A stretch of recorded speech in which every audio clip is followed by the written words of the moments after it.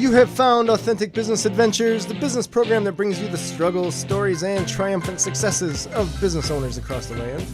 We are coming to you from the Sun Prairie Community Radio Studios, underwritten by Bank of Sun Prairie. My name is James Kateman, business coach at Draw In Customers Business Coaching and author of The Bold Business Book, available on Amazon. Today, we are welcoming / preparing to learn from Karen Tucker of InterviewOne. Karen, how are you doing today? I'm great. Excited to be here. Yeah, best radio interview ever. So why don't you tell us, just tell us a little bit about what InterviewOne is and what you do there. Sure. I'm an interview coach Okay. and career development facilitator, and I have an online career assistance and interview assistance business online. So candidates or individuals looking to build their skills in interviewing, find me on the web, and we conduct a mock interview and practice online. Okay. So how did you fall into this? Is this something that you saw was a need or something that you wish you would have had or something of that nature? This is something I wish I would have done a long time ago. All right. I had the experience for it, but Sure. I didn't have the confidence. Uh-huh. And so I was always attracted and had the experience for career development and human resources and interviewing, Sure. a lot of people contact, as well as my ability to listen Okay. and assist. Sure. And so always wanting to stay home with my kids and have a flexible schedule. Right. Very important. And one day something just didn't go right in my current position. And Okay. I thought, you know what? It's time. It's I can time. do this Nice. now. And how long ago was that? I would say, probably 2.5 years ago now. Okay. Yeah. Okay. Nice. So at that moment you said, this is it. I'm doing it. I'm starting my business and just ran from there. It probably wasn't that quick, Sure. but it probably was a lot end of day type Sure. of thoughts. Okay. And then, yes, as it, days go on and your frustration builds, and Sure. so does your confidence. Right. Yeah. Nice. So was there, before that moment, was there any desire on your part to start a business? Yes. Okay. I come from a family of entrepreneurs. Okay. My father owned 2 restaurants, Oh, wow. and so I started working when I was 12. Okay. And Nice. my brother owns a very successful business. My sister and her husband had a boating business. Okay. And so, yes, it kind of runs in the family. Nice. Did you have any idea that you were going to start a business at that moment when you had the bad day at your previous position? I didn't know how it was going to roll out, Sure. but I just knew that it was something I could do because of my experience and my passion for it. Okay. All right. So I was looking at your history, and it looks like you've been through a lot of interviews, that you've been on both sides of the table, essentially, right? Mm-hmm. So you understand the whole interviewing process. And I imagine you worked for a lot of Fortune 500 companies, it sounds like, right? A few, yep. So it sounds like, if I would guess, I guess I've never worked for a Fortune 500 company in any real position, that those interviews are not necessarily one-on-one. Like it would be group on one. Is that safe to say? I have participated probably in various types of Okay. interviews. Okay. Now, as you know, these days, Mm-hmm. they're conducting them via Skype.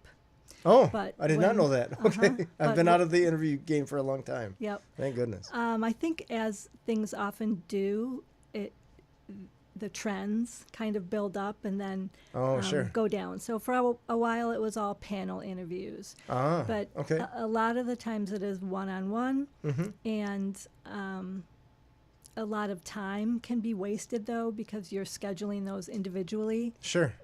with multiple people in the company. Mm-hmm. And then schedules change and Sure. plans change. Gotcha. So it's it can be Sure. time-consuming. I bet. So it's interesting having you on the show because this is show, I don't know, 14, 15, 20, I don't know. It's been quite a few of them, and almost everybody talks about employees being such a difficult time. Once you have them is one thing, but the other one is just getting to them. So getting them into the position where they can be interviewed, getting resumes and stuff like that. It's just a hard time all around, regardless of the business type. Right. So it's interesting hearing from you when you're helping people prepare for interviews. When from a lot of people we've heard, just show up to the interview itself. Uh-huh. So do you run into situations where I guess you see people just kind of dropping the ball terribly in regards to interviews?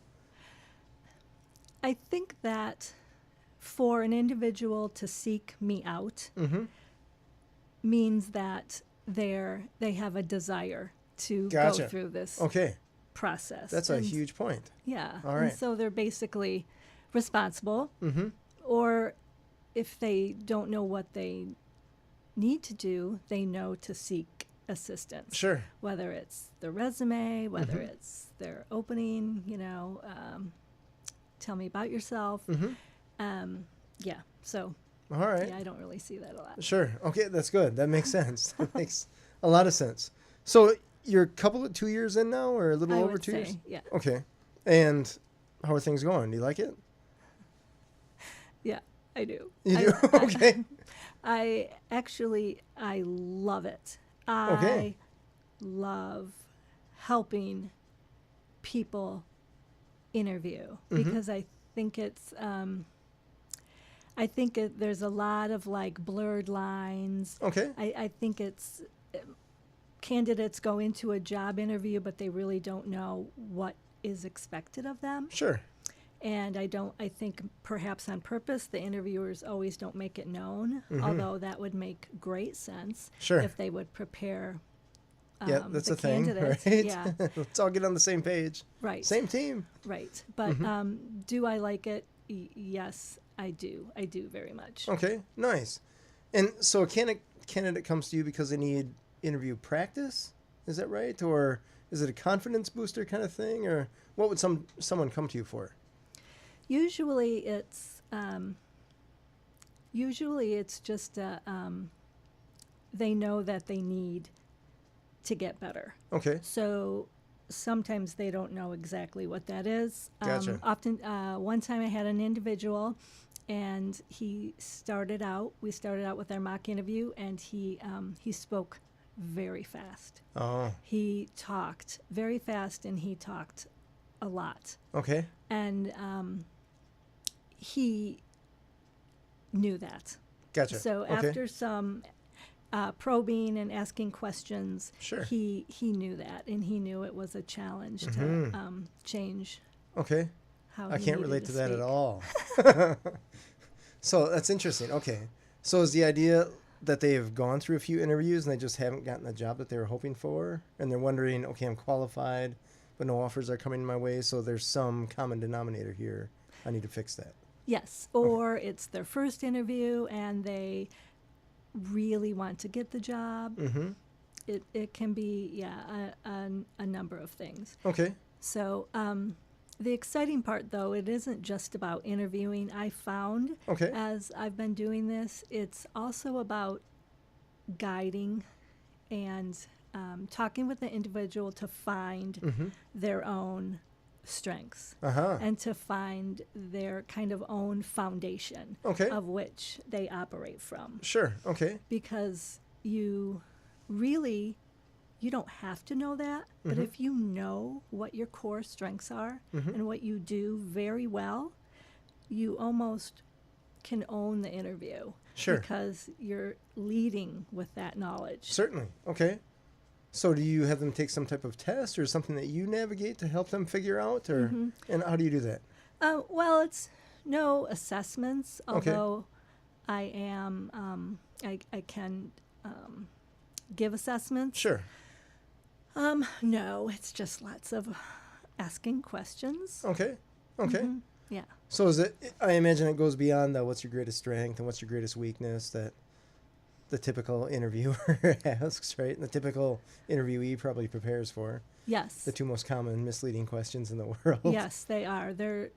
I wish they would just do away with that question, but that is usually the first question that we hit. Okay. And then, or we practice, and I help them organize that question because it's very open-ended. Sure. And that's what a lot of individuals struggle with. They don't know even where to begin. They don't know what to leave off. Mm-hmm. And so it's more the business information they're looking for now. Sure. Not so much personal. Mm-hmm. And I think that was how it was in late 90s, early 2000s, was Okay. they wanted a little bit of personal. Oh, sure. And now it's kind of back to just business. Gotcha. So we explore strengths, weaknesses, and skills. What do you really do well aside from good listening skills? Sure. What does that mean for you? Gotcha. Does that mean you take accurate notes? Does that mean you hear thing between the lines that Sure. maybe others don't hear? Sure. So I try to break down what the subjects are, the Gotcha. bigger subjects. It's so interesting because every time I hear about interviews, I think of an interview that I had years ago where I was the one being interviewed. And I was at this, it was a worthless job. So maybe my interview status, I was just like, you know what, I don't care if I get this or I'm not. never doing this again. Whatever. Yeah. Well, yeah, it was just at the time I wasn't starting a business, but it was one of those, I need a job, but I figured I'm cool. I can find whatever job I need to. So I'm in this interview and the guy asks the question, like, describe your ideal job. And I wasn't smart enough to think, oh, I should probably describe this guy's job. But I'm like, this is a terrible place. I don't want to work here the rest of my life. So I said, oh, it's a place where I don't have to work at all and I get paid. And apparently that wasn't the answer he was looking for.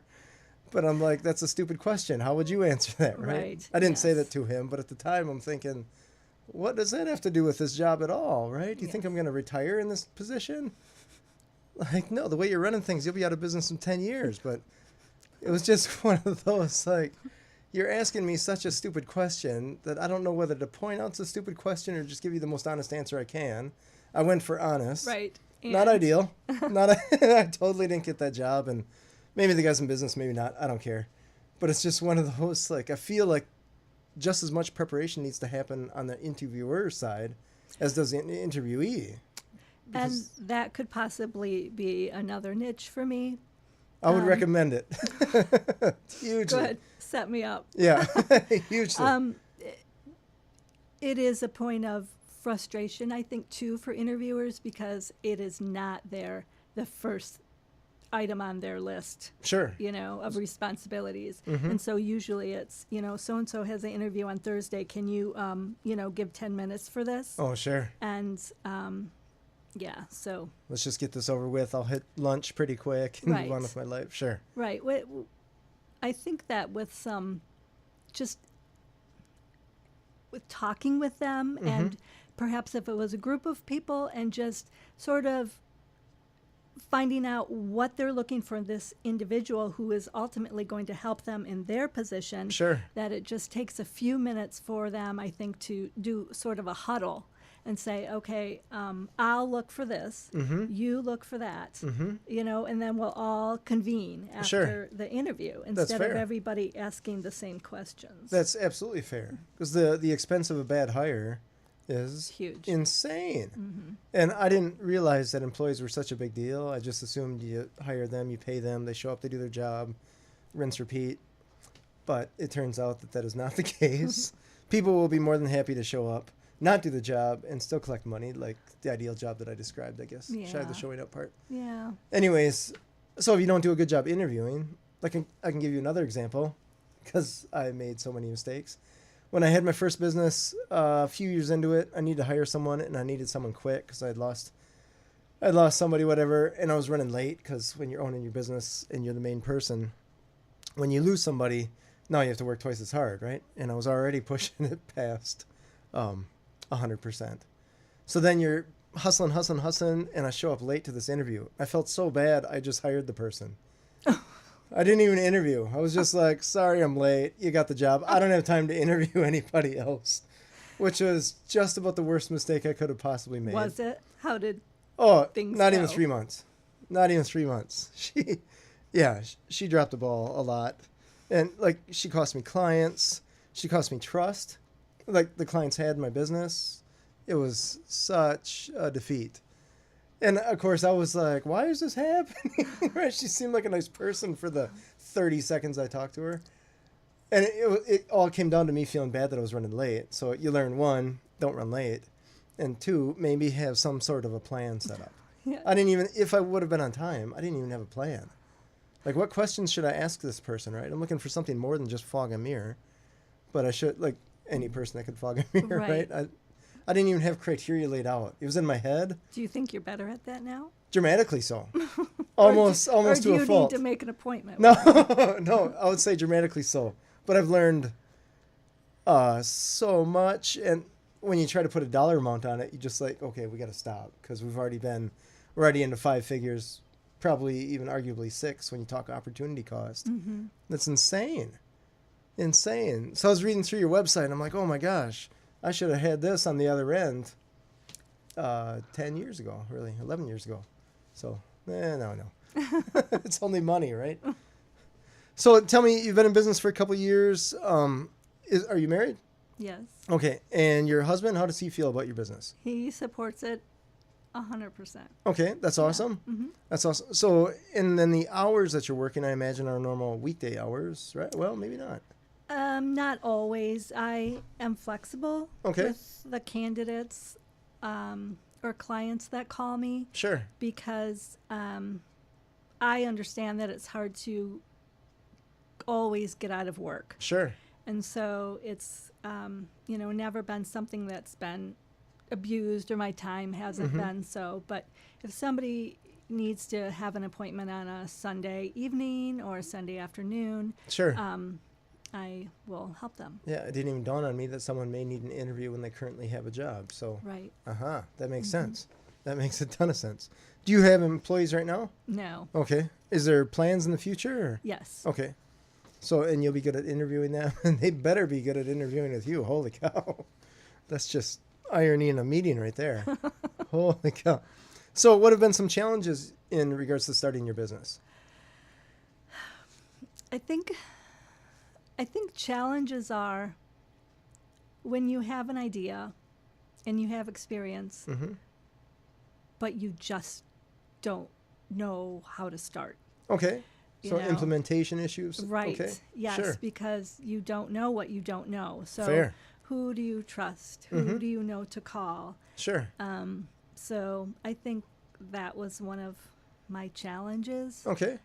And now, with a little bit of experience, sure, I would say that instead of running in 20 different directions, that you just sit still. Okay. Just for a little bit. Okay. And try to figure things out. Okay. Or, look for the best person to ask, or, gotcha. The best advice you can get. Sure. Instead of just, I think, digging holes in the backyard. Right. That's very common.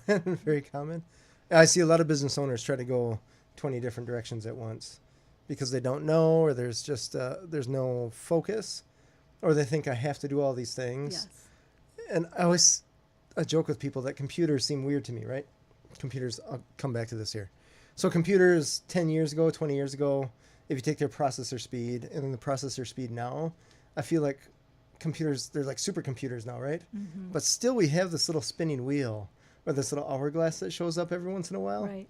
And when I see that, I see a spinning wheel, I'm like, oh, I have 5 seconds to go do something else. Oh, wow. And then you run down that rabbit hole until spinning wheel happens there, and you go into open up tab number 27, and spinning wheel happens there, and you're like, oh yeah, an hour and a half ago I was working on this. I should probably just get back to that, right? Until spinning wheel happens again, and then rinse repeat. Right. Like, we need to figure out some way to instead of a spinning wheel thing, it just says, stick with me. Just like for 5 seconds, Don't man. get up. Just stick with me. Run with this, and then you don't end up going 50 different directions. So I'm still practicing that. But I see it with myself. I see it with my clients. Just about everybody I see that has a laundry list of things to do. Too. Yeah, it's common. It's common. So what is your favorite thing about owning this business? I would say it's the freedom. Okay, fair. To leave to go get my son, or sure. freedom to be with my family.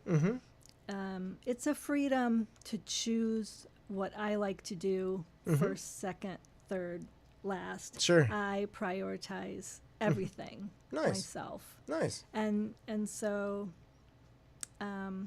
I think that, yes. And then it's just the ability to put my experience to good use and then see it actually unfold. That's Gotcha. exciting. Very cool. So when you first started your business, did things go as well as you hoped they would right from day one? No. No. That's okay. That's totally okay. No, not at all. Just spoiler alert, that's common. Right. And you have to, I guess, go through that. But when you're going through that, it's not fun. No, it's not fun. It takes a lot of time. Turns out to be expensive. Yes. There's all kinds of fun like that. So what have you learned, I guess, in that regard over the course of the past couple of years in starting your business? I think that if you believe it's a great idea, if you believe it's doable, if it's a good idea, Sure. and you get positive feedback from the idea, stick with it. Sounds good. And I think that you shouldn't be afraid to make a change. Like, if it's not working, well, it's probably not okay, but keep continuing. Right. So I just think it's very, very hard. If you don't have any experience behind you, I think it's hard to start alone. Sure. And oftentimes I would go to seek advice, but it was just somebody who was wanting, me to take lessons or to purchase something. And so then you feel like there's nowhere to turn, which interesting. isn't necessarily true. Not at all. No, because I actually met with a great, he was a mentor Okay. with, I think Madison has a mentor group who will match We have a lot of them. Yeah, and so that was a great experience. Yeah, I joke with my students in my business planning class that you can never, ever, ever use the excuse of I didn't have anyone to turn to because there are so many resources from a federal level, from a state level. Here in Madison, there's endless. You could probably make a full-time job out of categorizing them online. It's insane how much help is available. You could argue that it's not the easiest to find sometimes just because of the volume. Like we're connected to a library here, and it's like saying there's a lot of books, right? But realistically, you still have to read the book in order to get the information. It's not just like, well, I walked past the library, now I'm really smart. Like you actually have to do something. But there's so much information that's available in regards to starting a business, running a business, continuing on a business. So I can say that's a challenge with me as a business coach because there's so much that people can get for free. But on the flip side, will they? Like there's still bookstores and there's libraries. So if there's libraries, why are there still bookstores? Right? Or there's the whole internet. Why is there a library or a bookstore? Right? Because different resources appeal to different people. Absolutely. Absolutely. Right? And there's the whole personality thing. There's tons going on. Right? But there's no shortage of guidance in this town or anywhere really. Yes. Which fuels, I think, your confidence and your passion. So it just takes one meeting to engage you. I felt like, okay, yes, I'm on the right path, or I can do this. And so, I would say you just have to keep looking. That's completely true, right? Realistically, I imagine a meeting or two with you could help a person on an interview, right? Yes. Or in their interviews. Like you don't have to meet with them like a chiropractor every week for the next 50 years or anything. No. It's just an interview or two or I guess a meeting or two, for lack of a better word. Yes. Right? Yes. And it's maybe solved is the wrong word, but there's certainly help to the point. Maybe solved is the right word. I think I provide clarity. Clarity. That's perfect. Okay. Sure. So then they can get their job done and move on with their life. Yes. And they know they have better expectations going into the interview. Sure. Because like I said, I think it's just really cloudy, especially obviously your first time, but even if someone's been on a few of them or have been in a job for a very long time, and then they're going out to interview again, a lot has changed. Sure. Interesting. So most of what you do is remote, is that right? Yes. Okay, via Skype or something of that nature? Yes, Skype or sometimes just on the phone. Okay.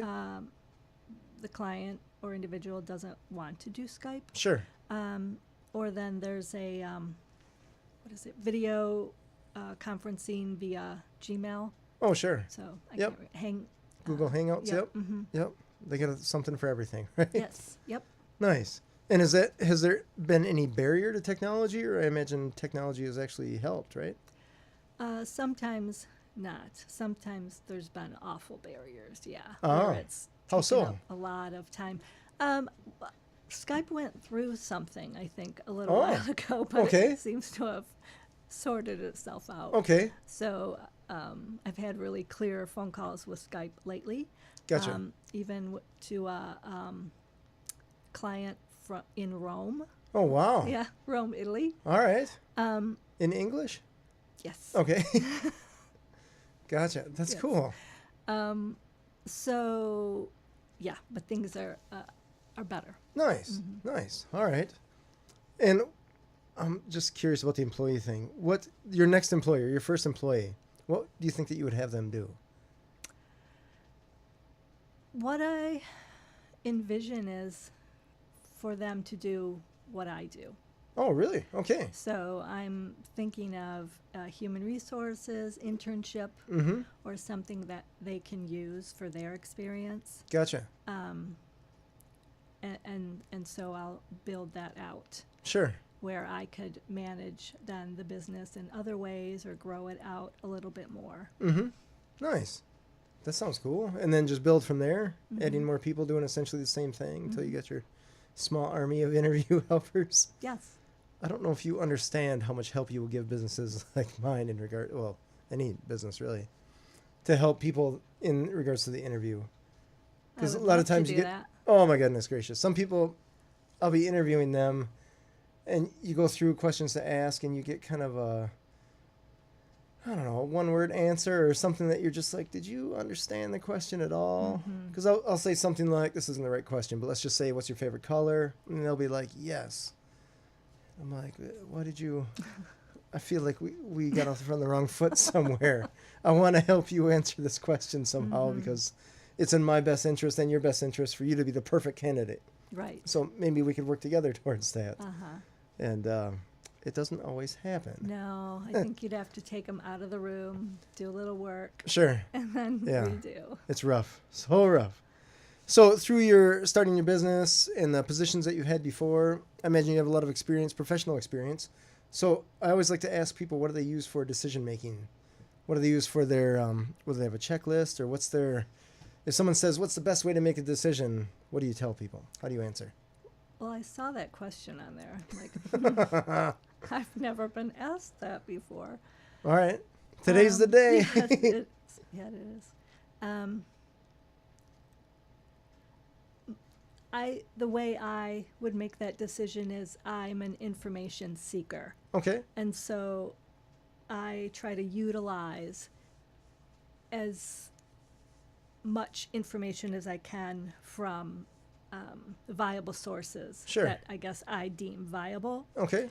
And so then if I get a sort of unanimous Mm-hmm. theme going, Sure. Sure. then it helps with my decision. Okay. But definitely I go for information before I would make. I go for information before I would make a huge decision. Gotcha. I guess. Okay. Would you consider yourself a fast decision maker or a slow decision maker? I think a slow decision maker. Okay. Which is not good either. Yeah, well, you You could can argue be both too ways, right? tentative, yeah. There's certainly, when it comes to someone like me, I would consider myself a fast decision maker, but then I've also made some terrible mistakes in decision making. So I guess that's the whole, like, did you make a good, because you made decisions fast, you didn't take into account all of the data. For Right. example, interviewing someone by just saying, hey, I'm late, you got the job. Not a great decision. Yeah, no, that was bad. Terrible decision. But then on the flip side, there's other times where you have, in business, you have to make a decision fast. And if you Yes. don't make a decision, you're essentially making the decision not to, which means you may lose out on something. Right. I see people in the real estate business do this. They're so good at making decisions because they have to, because their competition is so great. And then sometimes you'll get next to people or behind people in restaurants that just can't make a decision. You're like, really, this isn't life altering. No. Not this one time. I guess if you keep making the bad decision routinely, it may be life altering. But really, whatever you get, a single cheeseburger or a double cheeseburger probably won't make or break your day No. or your week or whatever. So Maybe you should teach a class on decision making. that's No, I'm serious. that's probably not a terrible idea. I do in my business planning class. I like to help people with that because a lot of students that come through that class, they like the idea of starting a business, but the joke goes, right, that 3 frogs were sitting on a log. One of them decided to jump off. How many frogs were left? And the answer is 3, because it didn't say anything about any frog taking an action.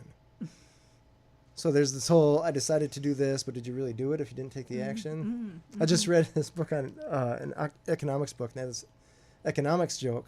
2 economists are walking past a Porsche dealership, and the one economist, says, "Oh, I want that car." And the other economist says, "Clearly not," because he kept walking instead of just buying the car, right? So there's a big thing to do with action Right. in regards to after you make the decision, you actually have to implement your decision. Right. And a lot of people are like, "Oh, yeah, I'm going to start a business." Like, great, someday. Like, when is that? Right. Right? And you actually have to exercise that muscle, right? Constantly. Just like motivation or energy or something Absolutely. like that. So Absolutely. I think you have to learn at a foundation level and then kind of Definitely build upon move that. up. Yeah, definitely build upon that. So, yeah, it's interesting talking with these students. You kind of get a feel for where they're at. Some people on day one, they're going to hit it hard and do great. And others, you can tell, are just, you've been kicking tires for the last 20 years. Maybe it's time you drive. Right? Jump in the car, crash a little, just see, maybe figuratively, just see what's going on there. Do you want to share what the worst decision that you've ever made is in regards to business? Oh, sure. There's probably 1 or 2, right? I think the worst decision in this business I've had for a short period of time is my website. Oh, really? Okay. Yes. Well, I had a website initially, Sure. didn't put very much, didn't investigate it very well, didn't spend much time on it, Okay. and just called somebody that I thought looked great and not very expensive. Okay. And so it ended up not being a wise choice. Gotcha. Okay. So there was a lot of work that went into it, but the outcome wasn't what it should have been. Gotcha. And okay. so, yes, like your decision-making course, Yeah. it was a quick decision, but the outcome reverberated Sure. Okay. out a little bit, and so ended up having to just kind of kill it, Gotcha. Okay. put it to rest. So you have a new website now? I have a new website, All right, what's the- InterviewOne.com. Perfect. InterviewOne.com. All right. And how recent was that made? I would say probably 9-10 months ago. Okay. And were you able to learn from the bad website or the first website? Some stuff that helped you in creating the second website? Yes, I learned that I have to be accountable for what I'm hearing. It's not just I'm a customer and then somebody's building my website. It's my responsibility as well to know exactly what this person is doing. So maybe they're not teaching me the computer lingo, but it's my job to learn it. Gotcha. Okay. And so I think that's the biggest Sure. thing I learned, that you just can't sit by the wayside. No, absolutely not. That's a huge deal, right? In I imagine website or advertising or all sorts of marketing facets of business, right? Right. You can't just pay someone and just assume it's done. I think that a lot of people think you can do that, and it felt as though, I don't want to say a failure, Sure. but you think, oh, I put my trust into this person, and and on hindsight, it's like, well, yes, you did. And Sure. these things happen, and then you pick up your good idea and you keep moving. Sure. Yeah, it's interesting. It's just like someone, I imagine, paying their membership to a gym and then never going to the gym. Right. But they're like, I got my membership. When do I start getting healthy, right? Yes. Like you actually have to throw some of your own work into there that you just cannot pay someone else to do. Right. You can't pay someone to do your push-ups or run your laps or anything. That's all on you. Yes, because they're not going to sit with me to maintain my Mm-hmm. website. So I was looking at your blog, and you have a ton of interesting articles. So how do you keep up with that? Is that because I imagine there's ideas that are coming to you, or how do you come up with the ideas? Ideas come to me. A lot of ideas come. Sure. And so sometimes there's so many, I don't know which one to pick. And so I'm going through a process now of organizing more into themes. Okay. Like for this day, you know, or this week, I'll pick these themes. Sure. And then get them on Twitter Okay. and LinkedIn. Sure. So are you blogging weekly? No, I am not blogging weekly. Monthly? Yes. Okay. That's all right. Content is good, right? That's one of my to-dos. You raised an interesting point about social media stuff. So what social media channels are you routinely on with your business? Routinely, I wouldn't say my output yet. What I'm learning from it is that it's not as scary as it seems. Sure. And that it's a very inviting community if you can get yourself out there. Sure. Yes, and not be afraid to put out, because you're putting something out there and it's visible to Right. how many. Okay. And so sometimes for me it could be intimidating to Really? post. So putting a blog out there or something of that nature? Not so much a blog. I think I write okay. Okay. But maybe a tweet, or then Okay. you have, because if I put a quote on there, I have to make sure that it's quoted by the right person. Sure. Or if I put an article, I have to make sure that I cite Sure. the right author. And I think that's what holds me back a little bit. I'm Okay. very concerned about covering all bases. or Sure. ticking all the boxes. So if we were to do Facebook Live right now, would that be okay? No? The look on your face is nope. So, No, but I think it's one of those areas. Some people struggle in this area. Sure. Some people struggle in this area. sure, absolutely. And so, yeah, it wasn't something that I really even liked a whole lot. Okay. But I am seeing its potential, and it's kind of exciting. It's interesting you say that, because I'm in the process of listening to a biography or a memoir, I guess, of David Spade, and he's talking about the social media stuff, and with the same apprehension, but you know what, it's a tool, let's use it, kind of thing. I had the same thing. I'm like, oh my gosh, this is not going to last.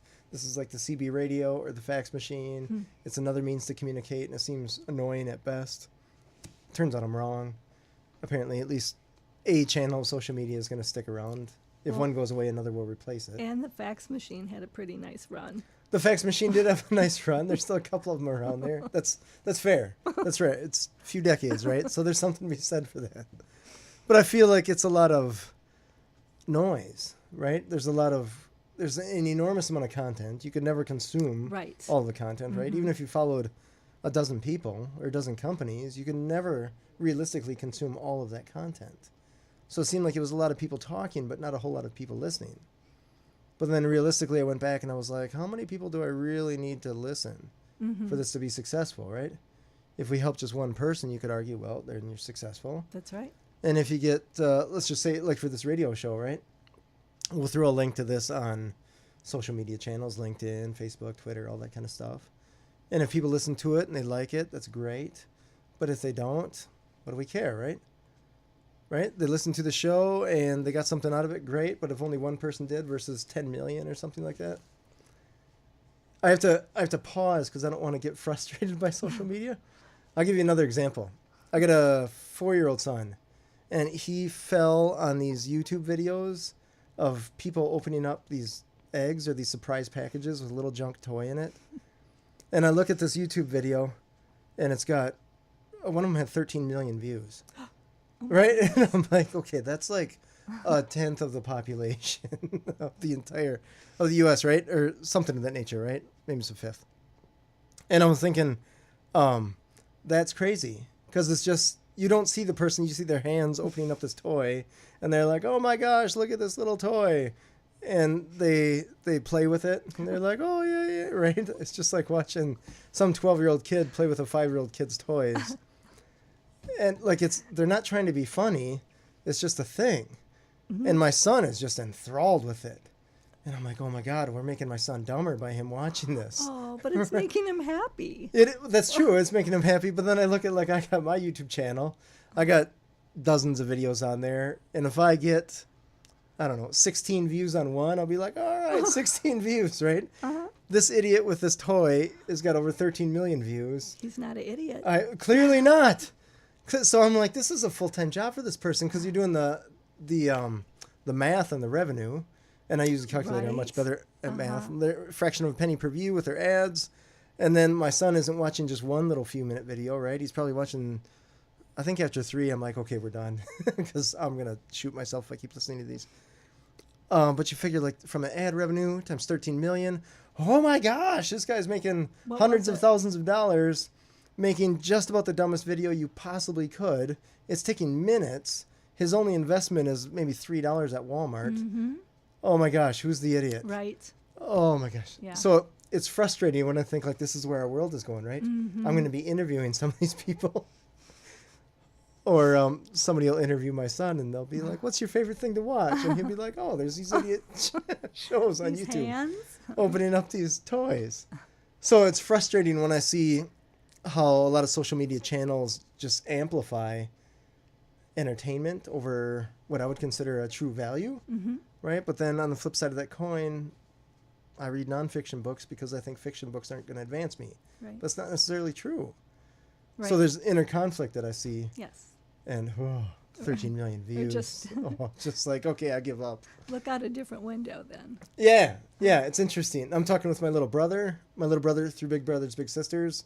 He knows all that's going on in YouTube. I'm just apparently not that hip, or I don't have hours to burn on YouTube. Anyways, he's telling me about how the most subscribed channel has like 5 million subscribes or something like that. Subscribes, right? Not even views. Wow. Subscribes. Mm-hmm. And I'm like, I think I got 100. Right?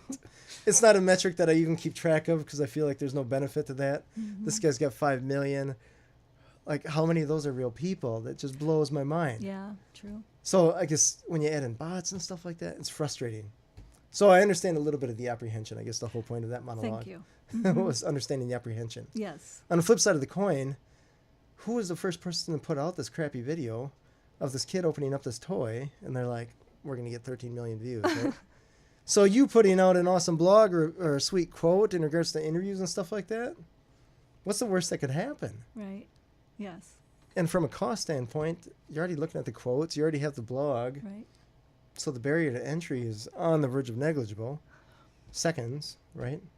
Even less than that if you automate it. So, I don't know. Just you rah-rah at the business. Yeah, I will.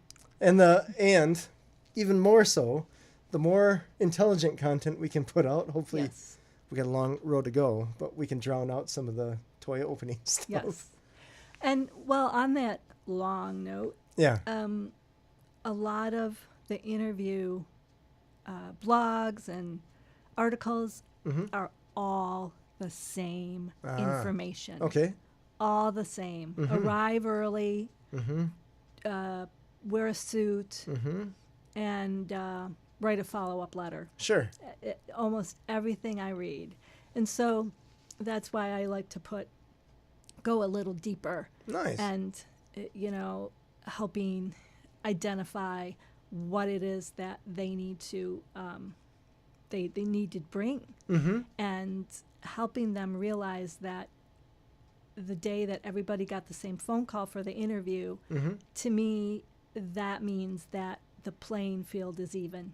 Sure. Everybody has the same chance. And I think that sometimes the candidate, lessens those chances by thinking they're not as qualified as absolutely the person they don't even know. Definitely. And so when you receive that phone call to schedule that interview, I think that you have as good a chance, as everybody else, because even if somebody is more qualified than you, that doesn't mean that maybe they don't have the best attitude. Sure. Or maybe their attitude is, too Absolutely. up there. Or, Sure. They run late or they're not honest. So, Sure. yeah, that's what I like to point out. So on paper, they may be better, but in reality, Right. they may be They're terrible. not the best candidate. Sure, Right. not the best candidate. Perfect. Perfect. So how do you measure success in your business? Or maybe I should back up a step and divide that, right? How do you measure success for yourself in your business? And then how do you measure success for your clients in your business? That word success is heavy. Very and true. I think that it is also intimidates Okay. because the short version or equation, I think people think success means you make a lot of money, Sure. and you have a big house and a big boat, Right. and you go where it's sunny. Sure. I mean, I think just that's what people think of success. Sure. And I think that, what do I think of success? I think you have to define, you have to create your own definition. Completely agree. Yeah. Very that's, intelligent. That's not anybody else's. And I think that was my issue in the beginning. Okay. To say that there was some success as a social definition was this, and you're Yes. like, I'm not really after And that. I wasn't measuring up to that, Sure. that definition. Sure. And so, success could be, oh my gosh, I had, how many clients call me in 1 week. Sure. Or I had a great conversation on the phone. Or, I really helped a candidate today. So Sure. it just, I think it varies. And so don't put so much emphasis on that word or change the expectations for it. Sure. And I think that it will even look better. That's fair. Yeah. That's completely fair.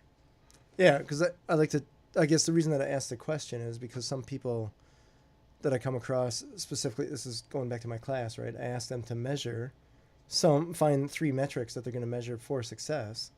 And I don't care what it is, right? Whether it's number of customers, hours that you're working or hours that you're not working, or the average ticket per sale, whatever it is, just as long as you define them, then no one else can define those for you, and you have to be aware of them, right? So if you don't define them, and someone will say, do you feel successful? I don't know. I guess Right. I don't have a yacht. I'm not living in somewhere warm. Insert the typical social standards here. And then realistically, well, it's a yacht, but it's not that big, right? Like you can always have more. So you look at just defining what you are going to measure for success, and then Right. you'll know by those measurements that you defined, are you successful? Yeah. And then you can say yes or no, or I'm on my way, knowing that success is both a destination and a journey. Right. Fair. So, Well, that's a really good point. For me, for example, I could say, well, success for me today is going to be 5 blogs written. sure. Or success for me today is going to be 10 calls out. Perfect. Yeah. Yeah. Nice. So So how do you measure success for your clients then? that too has to be different. I would Okay. say it has to be as small as just feeling better when they get Totally off fair. the phone with me, Absolutely. because I don't have control over that, for starters. Right. I imagine some people are going to say, hey, I went through your help and I still didn't get the job, assuming that you were just a wizard. Like I have no decision-making process at all in regards to that job. It doesn't happen too often, Sure. but when it does, I do feel somewhat. I know I shouldn't feel responsible, but Sure. I do feel a little responsible, and I feel very sad Sure. or bad. Yep. That's fair. That's fair. So what have been the challenges in regards to working with some of the clients? Because that's a very personal thing that you're dealing with. So have there been some challenges in that regard? Yes, there have been. Okay. Some challenges are most times with a little bit of, I think, guidance, most people see insight into themselves. Okay. So, but that doesn't happen all the time. Fair. And so you can't move the block. So you can't make any improvements Sure. because they're not able to see what they're doing. Sure. So do you have a fallback question when that's happening? Sometimes and sometimes not. Okay. I gauge it on, I guess, how I think that candidate can, will react to the question. Okay. And sometimes I do all I can, Sure. and then, the session is done. Sure. So when something like that happens, do you get the idea that they know that that's happening? Most of the time, the session I had was an individual who talked a lot. Okay. And just talked way too much. Like, candidates could go into an interview, and oftentimes they do talk a lot because they're nervous. Sure. And so you have to pick up on that body language. If the interviewer isn't looking at you, if they're kind of doodling on their desk. Sure. So you have to pick up on that. But this person could not stop what they were doing. Okay. And I would say, you have to stop talking, and they just couldn't. And so, they'll find their right fit somewhere. There'll be a DJ somewhere. Yeah. But but not often All right. does that happen. All so right. I'm happy to say. Sure. Do you have any, I dare say, successful stories or like super happy stories where someone followed up and they're like, "Oh my goodness, you helped me get the top job"? Yes, I do. This gentleman had probably 7 or 8 sessions with me. Holy so cow. Probably 7. All right. And his first session with me, he was in a panel interview. No, he went to a panel interview and he bombed it. Oh, no. He didn't maintain eye contact. He kind of stuttered when he was asked questions. Sure. And he just kind of melted under the pressure Oh, no. of, actually it was a Skype panel interview. Okay.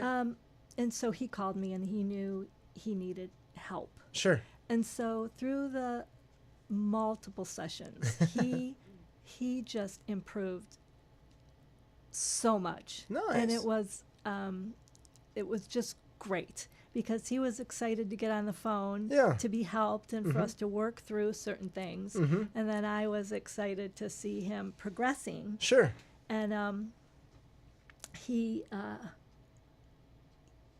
was getting ready to have this interview, and they strung him along like through our 5 sessions, and then finally they said we don't have the position open anymore. Oh, no. And he was frustrated. I bet. Which, understandably. And so he almost just took a position, but then he called me a couple of weeks later and he said he accepted a position, and he had the interview, accepted a great position, and he was just so grateful for all our time that was spent. So Sure. that is what's just, I love what I do because I can see how people change. And it just helps their confidence. Sure. So I'm just thinking of this guy, and I'm like, that guy had to realize that he tanked that interview or that panel. He had to realize that and then say, okay, what am I going to do to fix that? Right. And then find you and then sign up, go through the process, and then realize, okay, we made some changes, but I think there's room for more, and then go on like that. Yeah. Like, you're talking about a fair amount of self-awareness that this guy had, or that any person that comes to you has to have to realize that I need help. Yes. Right? So that's interesting. I'm just, instead of the, because I imagine that people that are interviewing aren't going to be like, hey, you didn't get this job, but here's a card for Karen. Check out InterviewOne and just roll with that for a little bit. Good luck on the next one. So that's incredible that they come to you with that knowledge. Knowing that, or with an anticipation that there's going to be, that you can help them. So that's fantastic. Yes. That's got to help quite a bit, I imagine. Yeah, and it is tough because interviews are so, they're so subjective. Oh, incredibly. If you come in and you talk too long, which is fine. It's understandable. Sure. But immediately, they're like, oh, okay, well, to use your word, no self-awareness here. Right. He's just rattling off. Mm-hmm. And so I think that interviewers don't want perfect.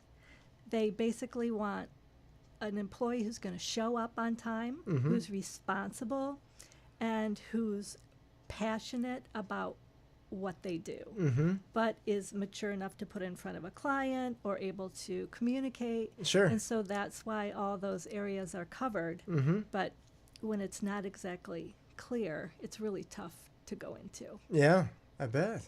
That's crazy. Mm-hmm. Good for you. So we just got a few minutes here. I want to ask you one question that I ask everybody.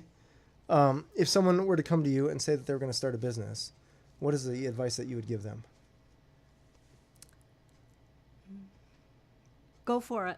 Go for it. All right, fair. Seems easy enough. Easy enough. If you were to go deeper than that, what would you say? I can't answer that because I think everybody finds their own way Sure. in their own way. That's fair. And so if I say something, it applies to me, but it may not apply to anybody else. That's fair. So I guess I would say believe in your abilities Mm-hmm.